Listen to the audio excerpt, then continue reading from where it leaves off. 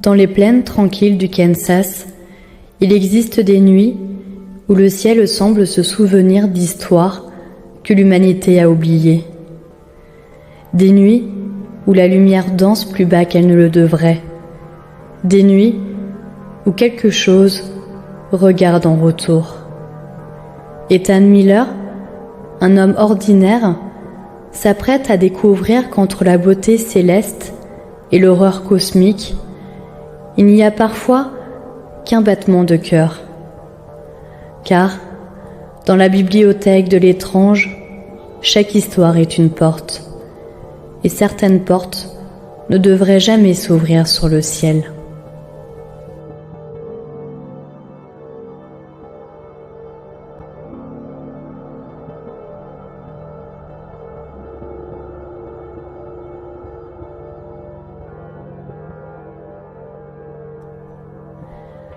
Quand les lumières du nord descendirent. Depuis 3 nuits, un voile d'aurore boréale ondulait au-dessus des plaines du Kansas. Des lumières roses, électriques, improbables, trop au sud, trop basses, trop vivantes. Ethan Miller, lui, y voyait d'abord un miracle. Il ne savait pas encore qu'il contemplait peut-être les dernières couleurs qu'un être humain ne devrait jamais voir. Ce soir-là, il était affalé sur son canapé, devant une mauvaise série d'horreurs, un joint à la main, et son labrador noir, Shadow, dormant à ses pieds. Une soirée ordinaire, presque banale. Jusqu'à ce que le chien gratte la porte du sous-sol, l'air nerveux. Ethan comprit le message. Petite sortie nocturne. Il éteignit son joint, mit la vidéo sur pause et ouvrit la baie vitrée sur son jardin, plongé dans un noir profond. Seule, une lueur rosée au loin, derrière les arbres, tranchait la nuit. Les fameuses lumières du nord. Ethan s'avança, frissonna dans l'air froid et resserra sa veste. Puis, il leva les yeux et son cœur manqua un battement. L'horreur semblait dansante, presque intentionnelle, comme si elle répondait à un rythme que seul le cosmos connaissait. Une beauté qui touchait quelque chose de primal en lui, une sorte de gratitude d'être en vie, exactement ici, exactement maintenant. Mais la contemplation prit fin lorsque le chien réapparut dans un bruissement d'herbe. Ses pas étaient rapides, trop rapides. Ethan ouvrit la porte, baissa les yeux un instant, puis Shadow traversa l'encadrement comme un projectile noir, presque flou, et disparut dans les escaliers. Un frisson lui remonta la colonne vertébrale. Un simple effet du cannabis, pensa-t-il, rien de plus. Mais lorsqu'il remonta au salon, Shadow se tenait immobile, au milieu de la pièce, éclairé par la lampe du plafond, le fixant sans ciller. Ethan rit nerveusement. « Arrête un peu, tu me fais flipper. » Il le dépassa et entra dans la cuisine. Il sortit un esquimau pour lui et un petit gâteau pour le chien.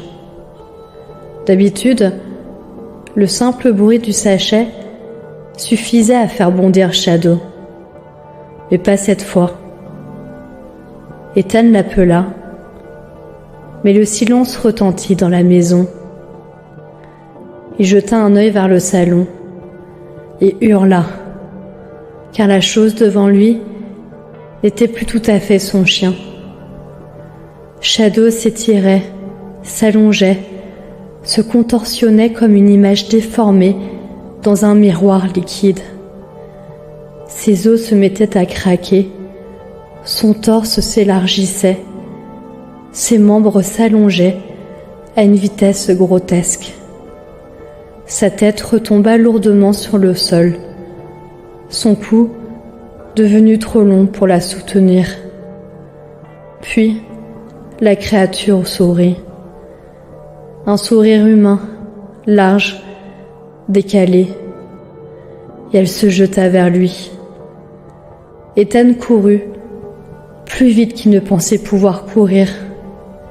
Il traversa la cuisine, monta l'escalier menant à l'étage et se réfugia dans sa chambre et tira la porte coulissante, enclenchant le petit verrou juste avant que les pattes monstrueuses n'atteignent le palier. La porte trembla sous les coups, puis, d'un, s'arrêta.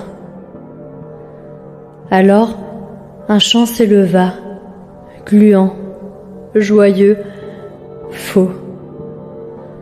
Je suis joyeux, tout à fait gai. Pourquoi ne me laisses-tu pas entrer?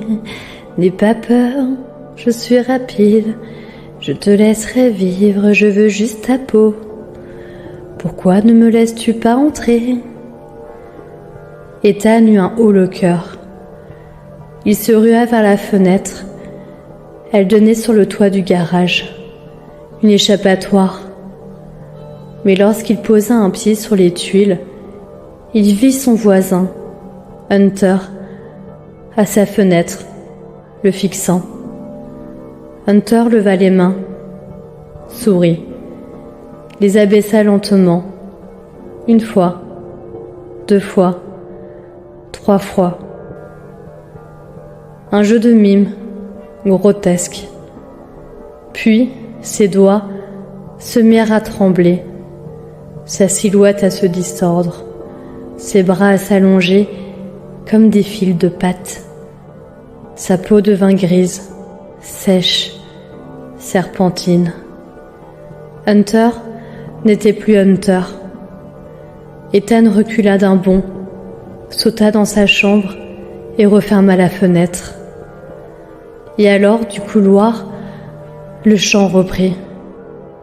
Je suis joyeux, tout à fait gai. Je pense que je vais te laisser entrer. Je n'aurai pas peur, ils seront rapides. Je vivrai, ils veulent juste ma peau. Je pense que je vais te laisser entrer. La mélodie vrillait son cerveau. Il chercha son téléphone. Rien. Il l'avait laissé sur le canapé. Il saisit son ordinateur portable. Il restait un peu de batterie. Pas de messages qui passent, pas d'appels, pas d'email. Le monde extérieur semblait interdit. Il tapa alors frénétiquement le récit que vous lisez. Un dernier avertissement. Car Ethan comprend maintenant que ces lumières ne sont pas. Elles ne viennent pas du nord. Elles ne viennent pas du ciel. Elles viennent d'eux. De ceux qui prennent les formes que nous aimons. De ceux qui chantent pour qu'on leur ouvre. De ceux qui promettent de nous laisser la vie, tant qu'ils peuvent prendre le reste. Sur son toit, dans sa rue, à sa porte, il frappe, il rampe, il s'étire. Et dans sa tête, une chanson naît. Une chanson qu'il commence à fredonner, malgré lui. Je suis joyeux, tout à fait gai. Je vais les laisser rentrer. Je n'aurai pas peur. Ils seront rapides, je vivrai. Ils veulent juste ma peau. Je vais les laisser entrer. Après tout, qui peut résister à une lumière aussi belle?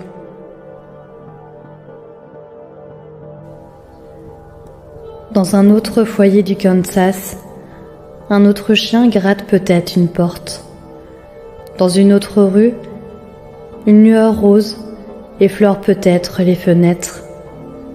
Et quelque part, dans un ciel qui n'appartient qu'à lui-même, une lumière cherche déjà quelqu'un d'autre à imiter.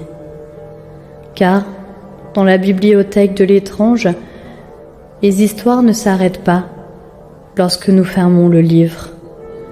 Elles attendent simplement la nuit suivante pour choisir leur prochain lecteur.